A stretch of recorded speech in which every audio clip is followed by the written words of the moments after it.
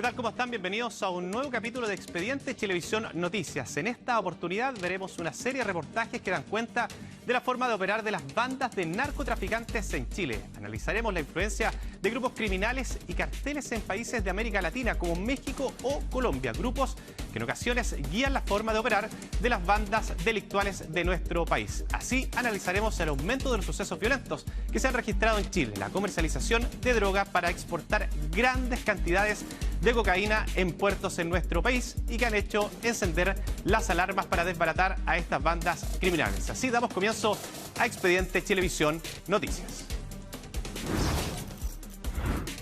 Para comenzar, revisaremos un reportaje emitido en Chilevisión Noticias en diciembre del 2021, con el que dábamos cuenta de la forma de operar de una banda delictual en Chile que estaban recluidos en una cárcel fuera de Santiago, pero que de igual forma reclutaban a nuevos integrantes para internar más de 100 kilos de marihuana dentro de cajas de plátanos de exportación. Sin embargo, la policía los descubrió luego que un efectivo encubierto estuviera 7 meses siendo parte de la organización que incluso tendría vínculos con carteles colombianos. Los detalles en el siguiente informe.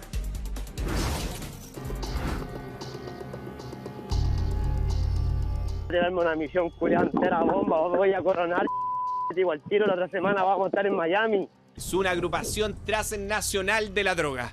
¡Abre la puerta, policía! ¡Abre la puerta! ¡Bájate del auto! ¡Bájate! ¡Bájate!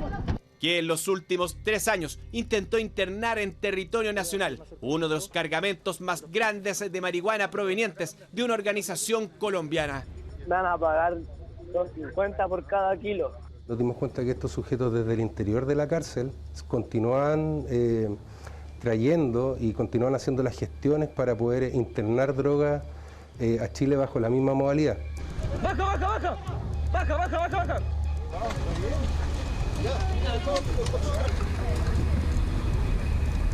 ¡Ajo! ¡Ajo ahí! ¿Qué te? ¿Date vuelta? Sí. ¿Date vuelta? ¿Dónde colores? Acá también. Acá ¿Tiene alguna marca? No. Todo en containers, con cajas de plátanos que vía marítima arribaban al puerto de San Antonio y que tenían como objetivo la región metropolitana con un punto de distribución ya definido. La droga generalmente se acopia en frigoríficos que quedan en las comunas de Pedro Aguirre Cerda y Los Espejos, principalmente en lo que tiene que ver con la zona de la Feria Lo Valledor, donde se descargan los distintos cargamentos con plátanos, por ejemplo.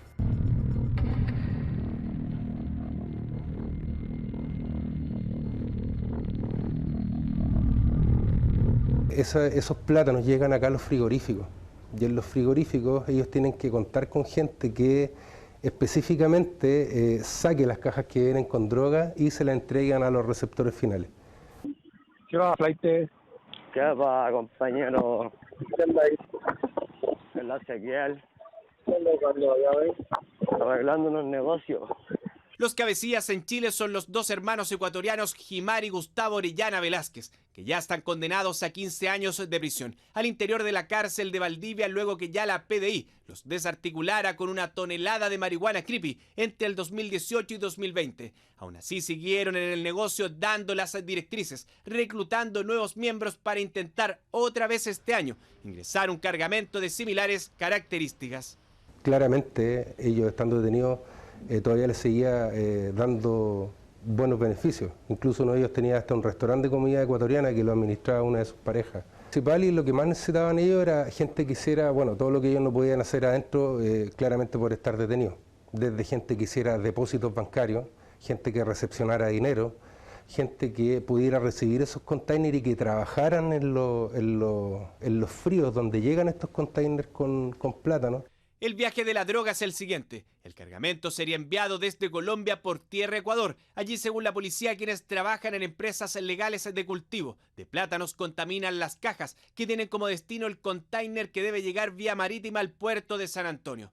El tema es que descubrir cuál es el container y caja donde vienen alrededor de 7 a 10 kilos de marihuana no es nada fácil, ya que cada container traslada alrededor de 1000 cajas de bananas de exportación que así sus productores acomodan. Es de 4 líneas. Se empieza con los gajos pequeños, pues sigue en segunda línea con los gajos medianos, dañando con el dedo la corona de no golpear la punta de la primera línea. Por ser una droga que viene con una forma rectangular, era fácil acomodarle las cajas en el fondo y luego taparlas con plátano arriba. Entonces es muy difícil tener ciencia cierta, saber el punto exacto. Lo que sí nosotros a través de las indagatorias logramos determinar qué container era el que venía contaminado, porque incluso logramos descifrar las claves con las cuales ellos se comunicaban. Lo que escuchará a continuación tiene que ver con cuánto pagaban estos narcotraficantes a quienes se reclutan para hacer el trayecto con la cantidad de las sustancias que iban a llegar prontamente al país. Me dijo el compañero, necesitamos a alguien que vaya a buscar los kilos. ¿Y cuánto vaya a pagar por alguien que te vaya a buscarte los kilos? No sé, unas 2 gambas por kilo, una así. Y digo, yo, hermano, son 150 kilos, no importa, voy yo, le dije. Cerca de 32 millones de pesos, de allí el interés de hombres que ya contaban con prontuario policial. Pero la maduración fue clave, no solo de los plátanos para descubrir en qué cajas venían las sustancias ilícitas, sino también del proceso investigativo para seguirles la pista. Este tipo de envío, a través de las escuchas telefónicas, a través de las vigilancias y seguimiento, hablaban muy poco. Y nos dimos cuenta que los receptores finales fluctuaron entre chilenos, dominicanos y ecuatorianos. El que sería un nuevo golpe antidrogas incluyó un agente de la PDI encubierto que estuvo junto a ellos trabajando en un frigorífico, donde se preparaban para recibir una remesa de drogas de 160 kilos. Y eso nos permitió también identificar ciertos integrantes que hasta ese momento no los teníamos identificados, y eso nos dio la certeza también de que sí o sí esta organización trabajaba mancomunadamente con la gente que operaba en Ecuador. Conversación entre chilenos, los mismos que junto a otros ciudadanos ecuatorianos y dominicanos llegarían al puerto a hacer la recepción de la droga. Para ellos una misión que los llevaría a la gloria. El Serbia estado, si es que no me equivoco, en pandemia hasta las 6, hermano, pero no estoy seguro, mi hermano. Ya, mi hermano, loco, de ahí te llaman un rato más, entonces,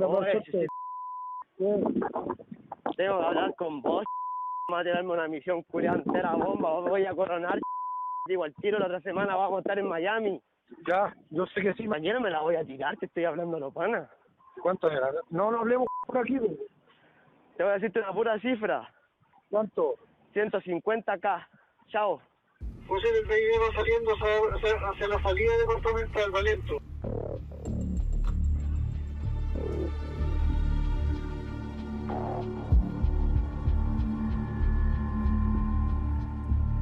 Digamos, la gente hizo un trabajo de película, en el sentido de que estaba prácticamente incorporado a esta agrupación. El contenido de 15 cajas de plátanos estaba ya en la capital. La mercancía, 166 kilos de marihuana creepy y 6 de cocaína, había sido descargada del buque Guayaquil Express y puesta en maletas y bolsos para ser llevadas en auto. La intervención de detectives de la Brigada contra el Crimen Organizado, gracias a información compartida por la aduana, la policía marítima e incluso agentes ecuatorianos, hizo concretar la captura del grupo, quien planificó que con el pago del trabajo que le habían dado se iría a Miami. Acabó solo pensando cómo serán sus nuevos días en la cárcel. Durante la investigación y luego la formalización se logró la prisión preventiva de 8 personas, todas en su mayoría de nacionalidad extranjera. Tuvimos indicios, ¿cierto? Y todavía lo seguimos teniendo, de que esa droga pertenecía a gente importante en Colombia y que estos ecuatorianos prestaban de cierta manera un servicio para poder sacarla desde los puertos, aprovechando la cobertura que tenían de exportación de plátano. Y hemos tenido información, pero estamos a la espera de coordinaciones que se están haciendo también con la policía colombiana. Esto para saber quiénes eran los dueños de la droga que pretendía llegar directamente a más de un grupo de narcotraficantes chilenos. Penetración de carteles, aquello no se descarta. Afortunadamente la alerta se elevó a tiempo y les dio el gran golpe. Esta organización, que llegó a sumar a más de 20 imputados, ya no va más. Otro hecho conmocionó a nuestro país en abril del 2022. Una serie de homicidios se registraron en la ciudad de Los Ángeles tras las continuas disputas entre bandas rivales del narcotráfico. Una de ellas fue liderada por un delincuente que habría contratado sicarios para cometer estos delitos. Tras ser detenido, se descubrió su profunda admiración por Pablo Escobar, conocido por liderar grupos criminales de narcotráfico en Colombia. Los detalles los vemos en el siguiente reportaje.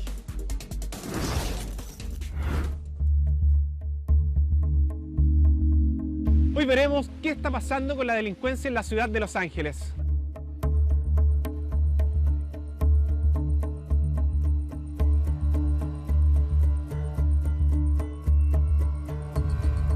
Esto es el centro de Los Ángeles, me voy a tapar incluso, pero si se meten para otros sectores...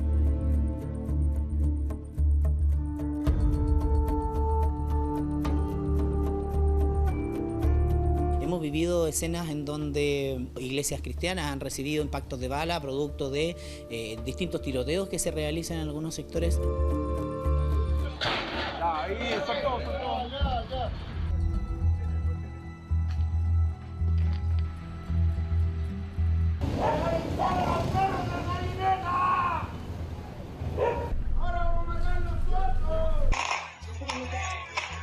Una estructura, hay una organización criminal, ya con un líder, con un ayudante, con sicarios. Tenemos delincuentes que roban en las calles, que roban y que los detienen 50 veces, 40 veces. Pues se decía en algún momento que tenía una puerta giratoria. Yo creo que la puerta giratoria no existe, se la robaron. ¿Cuántos tiempo en el lugar? Vamos a estar en Blanca. Violencia armada, bandas del narcotráfico, además de la delincuencia común y el silencio de los vecinos. Si quieren ver la realidad, para que la gente allá en el Senado vean cómo está Chile.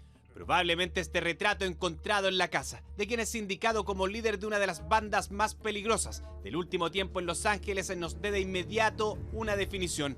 Inspirado en Pablo Escobar, Nelson Vázquez Anabalón, alias El Gallineta, es investigado por muertes por encargo, balaceras y noches perturbadoras para toda una comunidad. Un grupo armado, ¿ya?, que se dedican a la protección, a venta de droga, cambio de armas y a las fases de, ¿cómo se llama?, delitos con otras organizaciones o otro grupo delictivo de la comuna para lograr un mayor poder adquisitivo, económico y un posicionamiento en la comuna. Y es que partiremos contándole sobre la penetración del narcotráfico en lo que era una tranquila ciudad para vivir en el sur del país. En qué momento llegaron a ser testigos de asesinatos en pleno centro de la comuna, disparos al aire, narcofunerales y hasta un mega operativo en búsqueda de los responsables.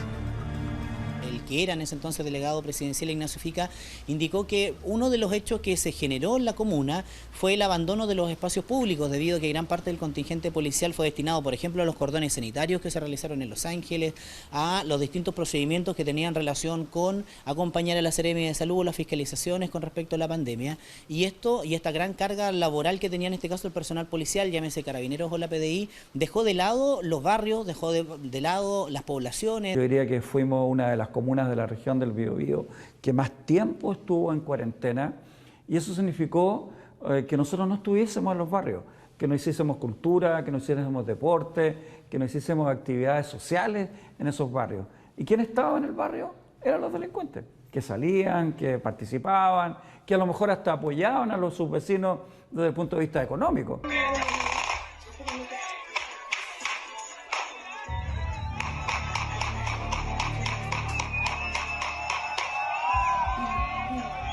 El poder de fuego así se ostenta. Nada nuevo tal vez, pues se ha visto en varias ciudades del país. El tema es al límite que se llegó de la amenaza al crimen, como uno de los más impactantes sucedidos durante este año. Una pareja que camina y sorpresivamente aparece este pistolero disparándole en al menos 4 oportunidades por la espalda al hombre de polera blanca. Una cámara municipal capta el impacto de quienes son testigos de la escena. Ocurrido a minutos del mediodía, la desesperación también es evidente de su mujer por intentar salvarle la vida. Antes de la llegada de los paramédicos, 2 transeúntes intentan reanimarlo. Sin embargo, Juan Francisco Ortiz Fuentealba, alias Cal, de 35 años, perdió la vida.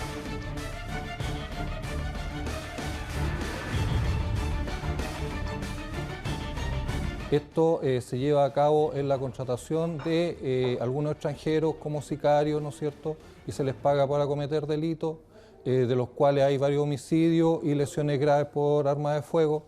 Muchas de ellas no se concretaron. ¿Sabemos cuál es el monto de esos pagos, tal vez?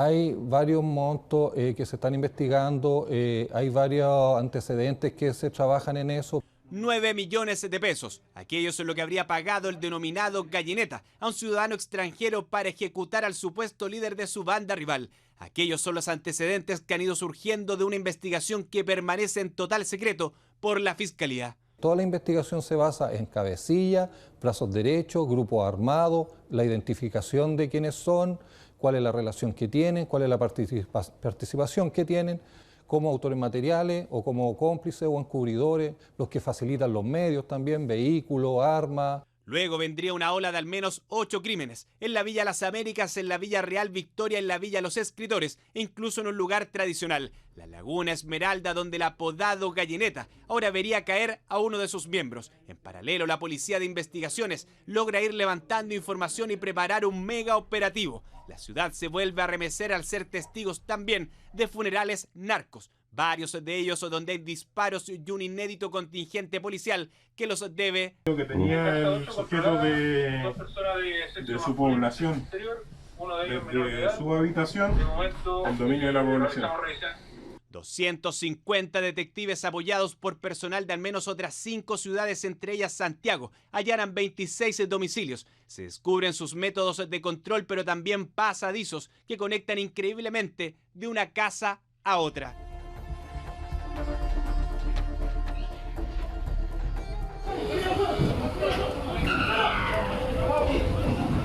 Dos juntas por una calle y dos por la calle siguiente, donde hay túneles de conexión entre las casas, donde pueden arrancar, donde pueden operar y donde pueden tener más facilidad para evadir la acción policial. Sí, o si es que hay algo inusual en la noche, con tanto el trabajo que realizamos nosotros como el que realiza Carabineros. También los detectives llegan al domicilio de Nelson Vázquez Anabalón, quien pasó de vender falsificaciones en ferias libres al líder narco y acabó detenido junto a otros 15 investigados.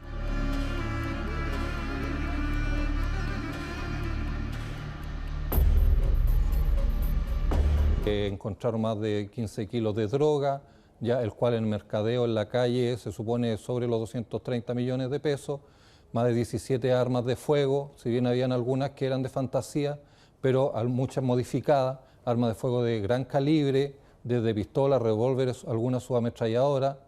Ya, todo eso está en investigación y fue, como te digo, un golpe muy bueno en la base de la organización criminal y en la cúpula que actualmente están detenidos. Tras una polémica formalización de cargos, donde uno de los 3 fiscales a cargo del caso tuvo que apelar en la Corte de Apelaciones, ya que a juicio del tribunal no se fundaba una asociación ilícita. 12 de los 16 imputados, donde hubo cargos incluso por homicidio, quedaron en prisión preventiva. Lo que se indaga en medio de todo esto, además, son las amenazas a lo patrón del mal del Gallineta, dirigida a los propios fiscales, donde ofrecía plata o plomo. Y el temor es que este tipo de tendencia, porque lamentablemente Los Ángeles no es la única comuna que está viviendo este tipo de hechos, venga para quedarse. Y yo creo que es el gran temor que tienen los vecinos en general, o que por lo menos dan a conocer. Días después del mega operativo quisimos saber si la problemática persiste. Un patrullaje junto a Carabineros nos llevará a dimensionar la realidad en los barrios de mayor complejidad en Los Ángeles. Un punto de disminución de estos casos fue cuando esta casa desapareció. ¿Qué está haciendo la autoridad? ¿Cuáles son las cifras actuales y qué se está haciendo contra la delincuencia, cuyos registros siguen impactando? Es tremenda la situación que se está viviendo ahí en Los Ángeles, al sur de nuestro país. Y para profundizar más de este tema y conocer la forma en que operan las bandas criminales a nivel internacional e internacional, tomamos contacto con Ainhoa Vázquez, académica de la Universidad Nacional Autónoma de México y experta en temas del narcotráfico. Ainhoa, ¿qué tal? ¿Cómo está? Gracias por acompañarnos. Hola, buenos días. Muchas gracias a ustedes. Bueno, estábamos revisando a un sujeto que hoy está imputado por la justicia, que aparentemente, según la policía, tendría como líder a Pablo Escobar. ¿Qué tan común es este fenómeno hoy día con quienes se dedican al narcotráfico, de tener cierta aspiración de índole criminal, pero también alabar a famosas figuras de este mismo ámbito? Bueno, es bastante común. En general, siempre los narcotraficantes han tenido imágenes de narcotraficantes poderosos anteriores a ellos y que tienen la idea de seguirlo, ¿cierto? De seguir sus pasos. Hay mucha influencia, por supuesto, de estos narcotraficantes que se han vuelto de alguna manera ciertos héroes populares. Mucho de la imagen también de como estos Robin Hood, justicieros que están en contra del Estado y que ayudan también a la gente. Entonces son imágenes muy duales y por eso también generan mucha fascinación de parte de los narcotraficantes nuevos. Ahora, estudiado como fenómeno, ¿esto tendrá algún tipo de relación, por ejemplo, con la masificación de la vida e historia personal de cada uno de ellos? Lo hemos visto en diversas series que hoy se han dado a conocer y probablemente muchas de ellas también son vistas por estos mismos sujetos hoy día imputados. Sí, yo la verdad creo que, bueno, yo he trabajado mucho respecto a las narcoseries y la influencia que tienen en la recepción del público. No creo que tenga tanto que ver con la narcoserie en sí misma, pero sí creo que tiene mucho que ver con la misma popularización que se ha hecho de estos personajes, ¿no? Tanto en la prensa, por supuesto también en la cultura popular, pero son personas que son muy atrayentes y son muy... que a la gente les gusta, les produce mucha atracción porque son muy humanos, ¿no? O sea, pues tenemos esta imagen del criminal, por supuesto, o sea, un Pablo Escobar tremendamente sanguinario, que nadie duda que fue un terrorista incluso, pero a la vez es este sujeto que ayuda a la gente, que ayuda a la población, que se preocupa de la gente que cuando el Estado no se preocupaba de ellos, que genera trabajos, que pone casas, ¿no? Entonces, eso es lo que atrae de este tipo de personajes, ¿no? Que son personajes muy redondos de alguna manera, en el sentido de que son alcanzables, son humanos, ¿no? O sea, que tenemos toda esta maldad por una parte, pero también cosas positivas que se rescatan de estos personajes. Eso es lo que pasa, creo, con esto. Y, por supuesto, las series, los narcocorridos, las películas, claro que influyen también en esta imagen, pero creo que es más la construcción histórica que se ha hecho de estos personajes, más que incluso la ficción que se realiza respecto a ellos. Creo que la idea es que son personas que los vemos como reales.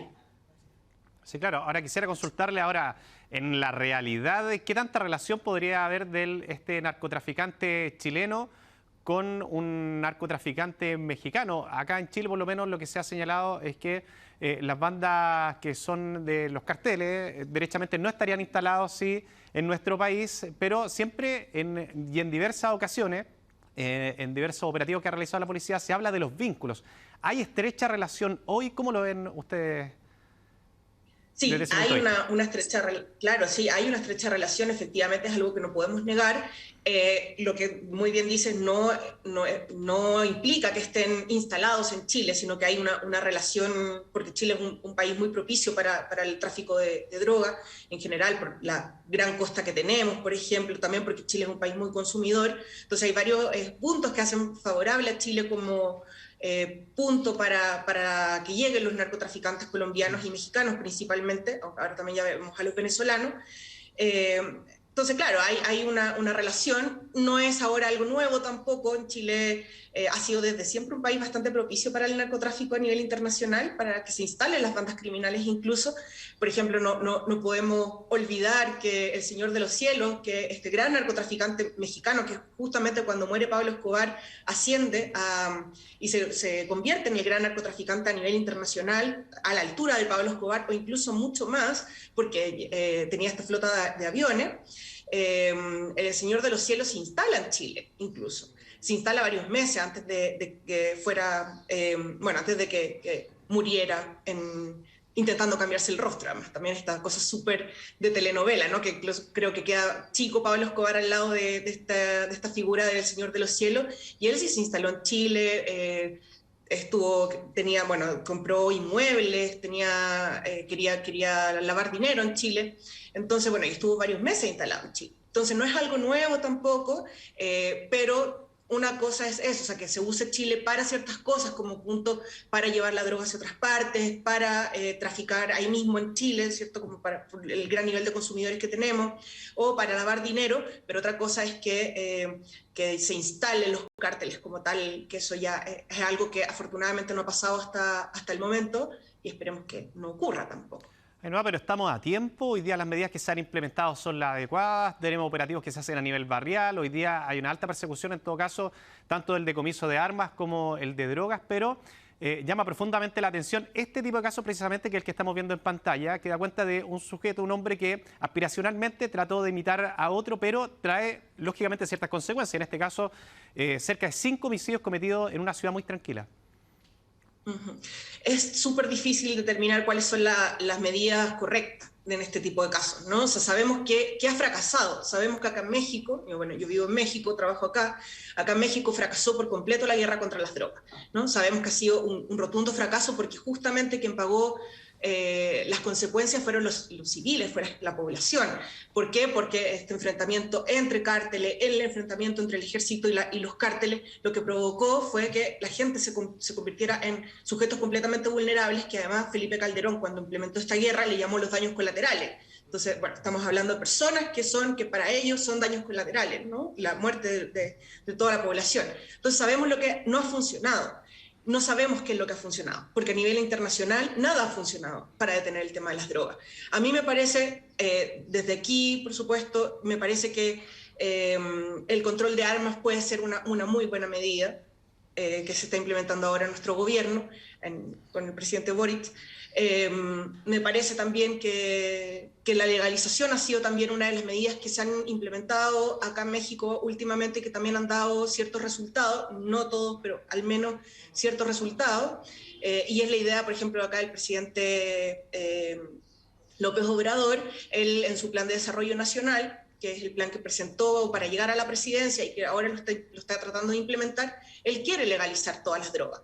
Pero también, por supuesto, hay mucha presión internacional para que eso no ocurra, pero no sabemos bien cuál es lo que podría funcionar, porque en ninguna parte ha funcionado. Bueno, también en Suiza, por ejemplo, sí tenemos la legalización de las drogas, ¿cierto? Y que se convirtió ya no un tema de seguridad nacional o de seguridad interior, sino de salud pública, y que hay hospitales para atender exclusivamente a los drogadictos o a la gente que consume cualquier tipo de sustancia, y que al parecer también ha dado bastantes resultados, pero también es algo bastante nuevo dentro de esto, entonces no sabemos si es que esto va a dar efectivamente resultados a largo plazo, ¿no? Entonces es muy difícil saber qué es lo que va a dar resultados a largo plazo, porque estamos ante un tema muy complejo que tiene muchas aristas y que no solamente pasa por el narcotráfico, por el tráfico de drogas, sino que también pasa por el crimen organizado en general, ¿no? O sea, acá tenemos tráfico de drogas, tráfico de mujeres, que también están asociados con el narcotráfico o con el crimen organizado.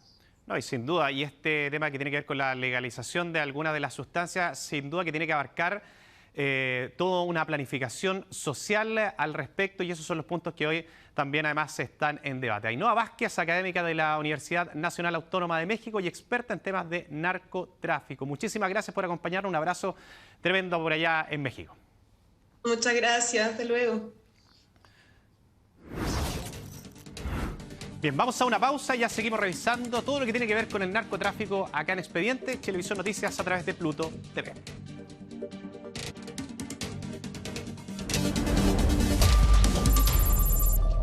Bien, volvemos con más Expedientes Televisión Noticias, donde estamos revisando la forma en que operan las bandas de narcotráfico en Chile. Para continuar, vamos a revisar un reportaje emitido en enero del 2022 por el equipo de Televisión Noticias, donde informábamos la investigación de un año que logró desbaratar una agrupación colombiana que intentó internar más de 1 tonelada de marihuana por la costa de Arica.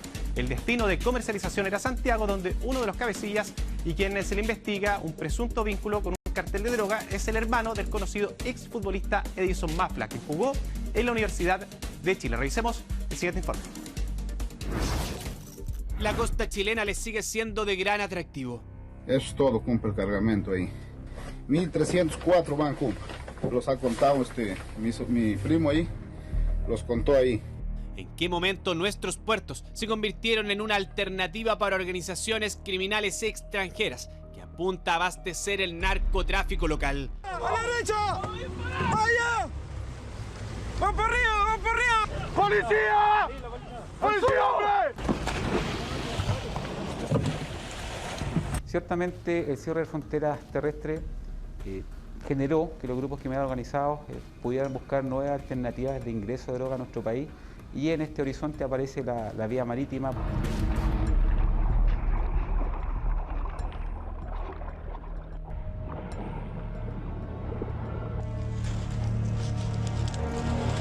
piense que tenemos 5.000 kilómetros de costa, o sea, estas organizaciones evidentemente ven oportunidades y donde las ven las aprovechan. Y lo que veremos a continuación es probablemente una más de ellas. Su origen es colombiano y uno de sus integrantes no solo tiene un vínculo, sino que es hermano de un exfutbolista de esa nacionalidad que a nuestro país llegó como refuerzo de la Universidad de Chile en 1998. ¡Al policía! ¡Al suelo!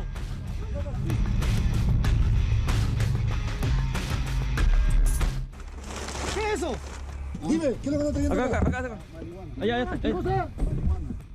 Así es como una patrulla de la Armada realizaba una intervención en conjunto con la Brigada Antinarcóticos y contra el Crimen Organizado en las aguas de Arica. A bordo de este bote pesquero, sujetos de nacionalidad peruana, quienes recorrieron más de 2.230 kilómetros, intentando concretar el envío de más de una tonelada de marihuana. Están detenidos por infracción a la ley 20.000. Ya. Ley de droga. ¿Por tu seguridad y la mía? ¿Tú eres posante, enfermo? Esta organización tiene, ¿no es cierto?, la logística necesaria para llegar con esta droga en primera instancia desde Colombia hasta la frontera de Ecuador con Perú y posteriormente a través de una embarcación peruana, de cierta forma, habían tratado de copiar una matrícula de una embarcación verdadera. ¿Esta organización tendrá algún nexo con algún cártel o una organización criminal precisamente de Colombia? O sea, es lo más probable, porque para mover 1,3 toneladas, y no por primera vez, digamos, evidentemente tiene que tener los nexos. Durante un año, agentes antidrogas de la PDI le siguieron la pista a diferentes miembros encargados de este ilegal traslado, con diferentes técnicas que, por tratarse de una indagatoria aún con aristas pendientes, no pueden ser reveladas. Lo cierto es que hubo incluso registros enviados como prueba a quienes estaban en territorio nacional de cómo la navegación seguía su curso. Vayan a pensar mal, míreme, esto nomás es lo que va a comprar. 1.300, usted conoce el botecito. El bolsito chiquito, no cabe más, mira el espaciazo que hay para adelante. Ya vamos por acá, por la agüita, compa. Vea. Ya vamos por acá, compa, por el agüita. Mientras por tierra en la ciudad de Arica se hacían los preparativos.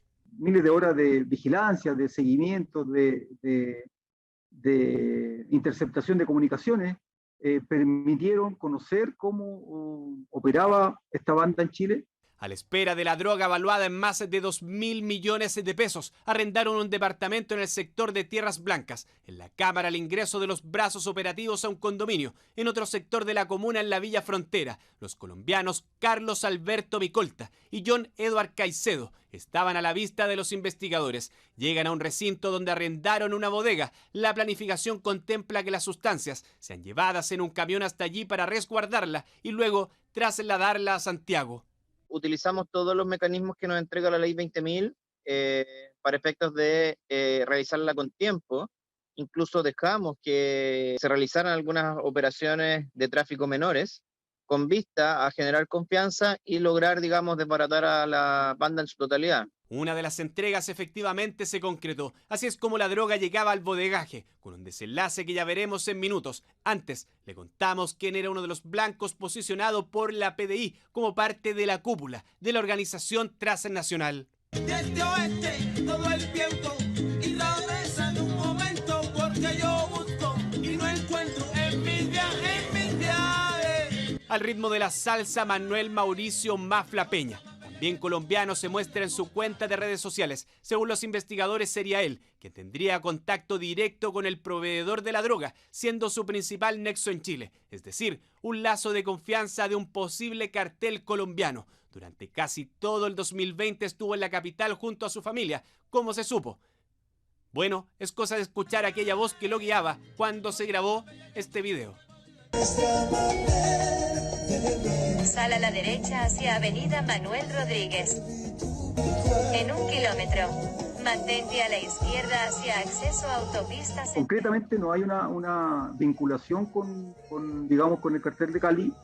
Sí, las personas oriundas de este lugar, pero no no podemos confirmar o descartar también, ¿no es cierto?, que tenga alguna mayor vinculación con dicho cartel. Pero al escarbar un poco más en la vida de Manuel Mafla, es posible encontrar fotos incluso con un jugador de la época de oro del balompié colombiano, con el mismísimo Pibe Valderrama.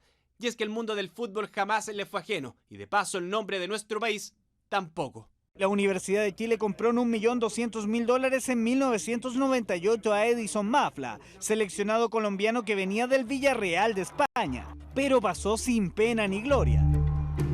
Así se retrataba a su hermano Edison Mafla en la Universidad de Chile. 22 años después sabemos que ya está retirado, reside en Cali, donde ofrece entrenamientos personalizados y entrena en el programa Ídolos de la Secretaría Nacional de Deportes de la misma ciudad. Quisimos contactarlo. Habla Carola Ollarse, periodista de Televisión Noticias de Chile. ¿Qué mal? ¿Cómo está? ¿Cómo le va? Asegura que hace aproximadamente un mes perdió contacto con Manuel, probablemente luego que la PDI lo detuviera. Él estaba en Chile y todo eso, pero no sabía. Yo no le pregunto absolutamente nada, solamente hablamos de pronto de que me mandaron unos guayos de allá, Dios. Mi nombre, donde he estado en todos los países que jugué y todo eso, no, yo soy un hombre muy tranquilo, un hombre transparente y todo, pues uno tiene su familia, tiene su hermano y no sabe, cada uno ya un grandecito y ya saben su determinación es lo que tienen que hacer en la vida. En conversación con Chilevisión Noticias dice que no tiene pensado viajar a Chile y descarta tajantemente alguna vinculación con el narcotráfico. Revela además que esto fue lo que supo del por qué su hermano decidió dejar su natal Colombia. Sí, más que todo por un mejor futuro y todo, porque como allá también hay varios amigos de acá del barrio donde nos criamos que están allá trabajando y todo, entonces para estar mejor me impacienté por mi madre, porque mi madre pues siempre ha orado pues por todos nosotros, por los hermanos y todo para que nos vaya bien y yo realmente ni mi mamá no sé si sabe, porque yo no le he querido ni decir. Manuel Mafla está en prisión preventiva al igual que Carlos Alberto Micolta y John Edward Caicedo, quienes estaban en la bodega recibiendo uno de los cargamentos que sería prontamente enviado. ¡Policía! ¡Párate! Ellos frecuentemente también concurrían al puerto de Arica con la finalidad también de ir conociendo el movimiento del puerto, aportando esta información a los cabecillas de la organización que se encontraban en Santiago. Lo que se refiere a los financistas y a las personas que estaban en la cúpula fueron precisamente los que detuvimos con la salvedad del líder de la organización. Lo que nos resta ahora es tramitar su extradición respecto de Colombia. Y es que el líder, según la Fiscalía, está absolutamente identificado y advertido de los pasos que iba dando la PDI. Se habría arrepentido de viajar el día del traspaso de la droga en alta mar. Según la PDI, entre el año 2020 y 2021, desde México, Ecuador, Colombia y Perú, fueron las rutas más frecuentes del envío de drogas hacia los puertos como el de Mejillones o el de San Antonio. Y a la inversa, desde Chile también se han establecido rutas de tráfico por el mar, hacia por ejemplo España, Grecia, Jordania y Países Bajos. El 2019 y el 2020 tuvimos algunos procedimientos derivados de operaciones de investigación internacionales desarrolladas por esta Policía de Investigaciones, en base a los cuales se incautaron importantes volúmenes de drogas procedentes de otros países. Específicamente este fenómeno se repitió el año 2019 y 2020 y decreció el año 2021. Eso va dañando a nuestros puertos y va dañando la calificación que tienen. O sea, en Holanda, por ejemplo, cuando encuentran un contenedor proveniente de Arica o de Tarapacá, la bandera lo que señalan es que el puerto viene de un puerto chileno. No, ellos no entran a analizar el tratado de libre comercio, ni que la aduana, digamos, tiene un rol absolutamente distinto. El puerto de Arica puede ser un puerto rojo, el puerto de Tarapacá también, y eso es lo que también tenemos que evitar y luchar contra aquello. Estadísticas de la PDI revelan que el pic de droga enviada por el mar fue el año 2020, con 7.201 kilos de marihuana, clorhidrato de cocaína y cocaína base, que fueron incautadas. En lo que va del año ya van 1.590, gran parte lo representa este cargamento de ladrillos y sacos, cuyo último destino era el sector sur de Santiago. Ahora lo que se busca es también perseguir el patrimonio de este grupo criminal. El número, según la misma Fiscalía, podría escapar de lo que uno puede imaginar, pero en eso ya se trabaja. La única forma para impedir, dicen, que narcotraficantes como estos se vuelvan a reorganizar. Vamos a seguir hablando del narcotráfico en Chile y ya está con nosotros acá en nuestro estudio el capitán Pablo Ardiles del departamento OS7 Antidrogas de Carabineros. Capitán, muchas gracias por acompañarnos acá en Expedientes Chilevisión Noticias. Gracias por invitarme. Capitán, bueno, todo lo que hemos visto, lo que hemos revisado, algunos traficantes que admiran a figuras internacionales muy conocidas por lo demás, retratadas incluso en sus series, otros grupos criminales que están operando en Chile ya de forma más territorial. ¿Cómo ha estado y cómo ha sido el combate hoy y en cuanto a la planificación de la droga en nuestro país? ¿Es llamativo todo esto lo que estábamos revisando? Bueno, por supuesto. La verdad es que nosotros como institución nos hemos percatado que de manera permanente las organizaciones criminales que se dedican al tráfico de droga en particular han evolucionado a lo largo del tiempo y, como me lo decías tú, efectivamente, de igual forma, se basan o utilizan íconos con la finalidad de poder tratar de imitar ciertas conductas. En ese orden de ideas, nosotros desarrollamos investigación y tratamos de anteponernos a este fenómeno que es tan amplio. En el fondo, nosotros sabemos que el fenómeno del tráfico de droga viene asociado a una serie de delitos conexos, como lo son los homicidios, las riñas, la utilización de armas, porque sabemos y entendemos que hoy en día las organizaciones que dedican al tráfico de droga no es que solo se dediquen a este delito, sino que están, entre otros tipos de organizaciones, también se van mezclando. Me explico. Hoy en día las organizaciones que, por ejemplo, son traficantes de droga, puede ser que mañana hagan portonazo, puede ser que mañana utilicen o arrienden armamento, porque hay que entender que estas organizaciones lo que desarrollan o lo que quieren es incorporar patrimonio y dinero de manera ilegal cometiendo delitos, por lo tanto da lo mismo el delito que estén cometiendo.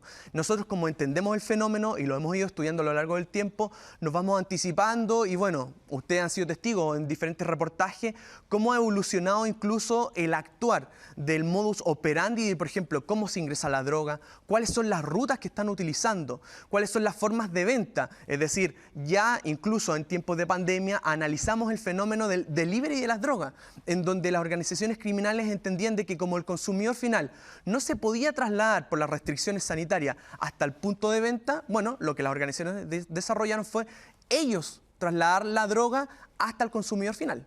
Capitán, entonces, conformado todo eso, hablamos del nuevo narco chileno, por ejemplo. ¿Es correcto afirmar de que hay una variación, al menos en la forma de operar? Estábamos revisando incluso una nota donde, bueno, habían casas blindadas, donde hay un sujeto que cometió algunos homicidios, precisamente para hoy día levantar su imagen. Así es. Y no solamente en esto estamos hablando del nuevo narco chileno, porque de igual forma entendemos nosotros que, por ejemplo, la utilización del ciberespacio con diferentes aplicaciones, con redes sociales u otro, también el traficante la está utilizando con la finalidad de ostentar y demostrarle a sus pares cuáles los bienes que han podido adquirir producto del tráfico de droga, y no solo esto, sino que de igual manera poder mostrar su poder de fuego, poder mostrar cuáles son sus redes de contacto. Es por eso que muchas de nuestras investigaciones en estos nuevos narcos, como lo podemos denominar, también inician por las redes sociales. Nosotros tenemos un grupo de carabineros especializados en desarrollar lo que denominamos como patrullajes virtuales, que finalmente lo que hacen permanentemente es buscar por el ciberespacio todos los elementos que nos permitan a nosotros entender que se está cometiendo un delito, y en particular el del tráfico de droga. Y desde ahí sacamos, por ejemplo, que las organizaciones criminales y los líderes de estas organizaciones criminales principalmente están mostrando los viajes que desarrollan, los vehículos que utilizan, los armamentos, y todos estos insumos se los entregamos al Ministerio Público para desarrollar, en el fondo, estas investigaciones paralelas con ello. Ahora, es paradójico de todas formas, porque uno podría entender de que el narcotraficante quisiera ocultarse, de no entregar pistas de su paradero, de ojalá pasar desapercibido, pero a la vez él también tiene que dar a conocer una imagen, y de allá va esta vida de lujo, ¿no?, de hoy día masificar además lo que ellos entienden a través de las mismas redes sociales. Este tema de, por ejemplo, los disparos al aire. Por supuesto, lo que pasa es que tenemos que entender de que el tráfico de drogas finalmente se podría entender como una especie de subcultura, en donde uno va a la casa de las personas y dice no, y le preguntan o entrevistan a sus familiares, no, está trabajando, pero está traficando. Es decir, existen códigos, existe para ellos el mundo delictual, el mundo del tráfico de drogas. El hecho de cometer delitos es desde siempre, en el fondo, desde sus orígenes, es parte de su cultura. Y es por eso que para ellos no es un problema decirle a sus pares de que están traficando, de en redes sociales mostrar finalmente cuáles son sus lujos, cuáles son sus pertenencias, cuáles son sus armamentos, porque insisto, ellos están en una subcultura en donde ellos, para adquirir los bienes que de nosotros de manera lícita compramos nuestro vehículo, nuestros viajes, ellos en su subcultura utilizan una manera más rápida, que es la comisión de delito. Y es por eso que como instituciones del Estado lo que nosotros desarrollamos es intervenciones con la finalidad de desarrollar operativos antidrogas que permitan sacar de circulación estas organizaciones criminales. Porque lo que no queremos como institución es que se generen en las poblaciones o en diferentes lados a lo largo de Chile estos íconos, de que nuestros jóvenes no entiendan de que el traficante que llega con un vehículo, con joya, para él le genere algo llamativo y quiera imitar estas conductas. Eso es como institución lo que nosotros no queremos finalmente. Ahora, capitán, la siguiente pregunta tiene que ver un poco con la radiografía. ¿Cómo estamos en términos nacionales con este versus internacional? Lo estábamos señalando en otra entrevista de que en Chile se habla de que los carteles no están instalados, pero sí sirve de paso, quizá se trata de vulnerar las medidas de seguridad, las mismas policías. Pero ¿qué tan así es? ¿En qué punto estamos, capitán? Bueno, la verdad, y para ser bastante franco, nosotros hemos desarrollado una serie de intervenciones que se han visto incluso en los medios de comunicación que dicen relación con organizaciones que están asentadas en la región metropolitana o en otros puntos de Chile y que finalmente son brazos operativos de carteles o de organizaciones internacionales. Por lo tanto, efectivamente, acá en Chile no existen carteles de droga como tal, tan conocidos, y no hemos llegado a este tipo de estructura. Lo que no quiere decir de que parte de estas organizaciones estén como células operando en Chile y que estén incorporando e importando sustancias ilegales a través de nuestra frontera.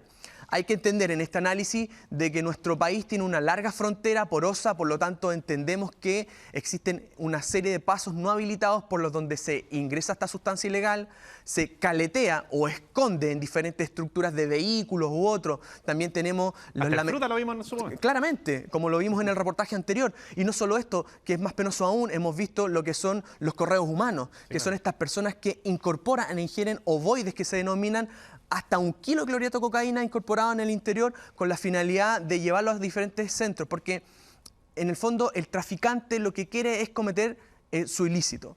Va a variar la forma, va a tratar de ocupar diferentes pasos no habilitados, va a tratar de anticiparse a las policías probablemente, pero es ahí en donde nosotros lo que desarrollamos es de manera permanente inteligencia antidroga, que nos entregue insumos de por dónde ingresan las sustancias ilegales, cuáles son las formas o métodos que están utilizando las organizaciones y que nos permite finalmente a nosotros hablar hoy en día de una serie de procedimientos exitosos. Solo a la fecha llevamos más de 3.000 procedimientos desarrollados solo por el OS7 en materia antidroga, y eso habla de que estamos tratando de anticiparnos y tratando de evitar. Y como inició nuestra conversación, porque nosotros lo que no queremos es que se generen estos carteles, y para eso estamos utilizando todos nuestros esfuerzos con la finalidad de atacar a estas organizaciones cuando son pequeñas o de una estructura más mediana, para que no sigan creciendo en el tiempo en lo que son, y hemos visto todo, carteles de droga como existen en otros lados o en otros países. Capitán, y en el top de las drogas que ustedes han detectado, ¿cuáles se encuentran? ¿Estos los envíos que se hacen desde el exterior hasta nuestro país? Bueno, principalmente nosotros y de manera permanente hemos visto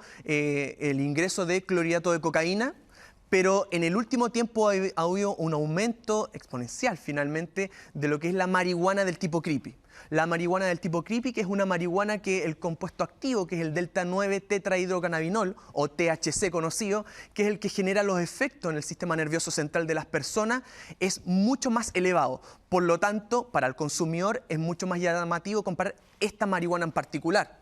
Y como las organizaciones criminales conocen esto y estudian el mercado de manera permanente, lo que están desarrollando es incorporar e importar esta sustancia ilegal, que en el mercado legal un kilo de esta marihuana cuesta entre 4 millones de pesos, por lo tanto es bastante rentable para las organizaciones criminales. Sin duda, capitán. Muchísimas gracias. Una completa radiografía el día de hoy acá en Expediente Chilevisión Noticias, dándonos cuenta de estas formas de operar del nuevo narco chileno. Muchas gracias, capitán, por acompañarnos el día de hoy. Bien, y de esta forma estamos terminando este capítulo de Expediente Chilevisión Noticias. Agradecemos su sintonía y esperamos verlos en un nuevo capítulo con un nuevo caso que ha revolucionado la opinión pública. Síganos en nuestras redes sociales, Chilevisión Noticias, en chilevisionnoticias.cl y Pluto TV. Hasta la próxima.